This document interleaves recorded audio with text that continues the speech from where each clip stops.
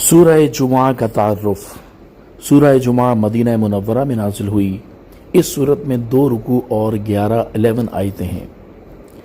7 دنوں میں سے ایک دن کا نام جمعہ ہے اور اس دن سورج ڈھلنے کے بعد جو نماز ادا کی جاتی ہے اسے نماز جمعہ کہتے ہیں۔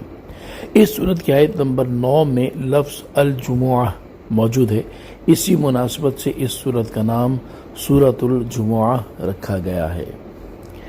حضرت عبداللہ بن عباس رضی اللہ تعالی عنہما فرماتے ہیں، حضور اقدس صلی اللہ تعالی علیہ وآلہ وسلم جمعہ کی نماز میں سورہ جمعہ اور سورہ منافقون کی تلاوت فرماتے تھے۔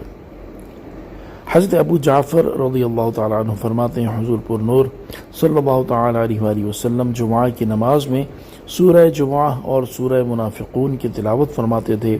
سورہ جمعہ کی تلاوت کے ذریعے مسلمانوں کو بشارت دیتے اور مزید نیک اعمال کرنے پر ابھارتے تھے، جبکہ سورہ منافقون کے ذریعے منافقوں کو مایوس کرتے اور ان کی سرزنش فرماتے تھے۔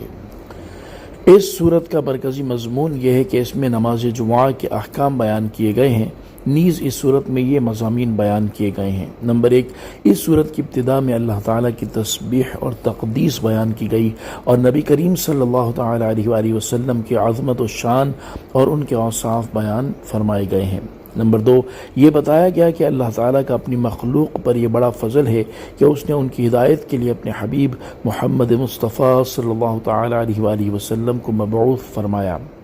نمبر 3، تورات کے احکام پر عمل نہ کرنے کی وجہ سے یہودیوں کی مذمت کی گئی اور یہودیوں سے کہا گیا کہ اگر وہ اللہ تعالیٰ کے دوست ہیں تو ذرا موت کی تمنا کریں۔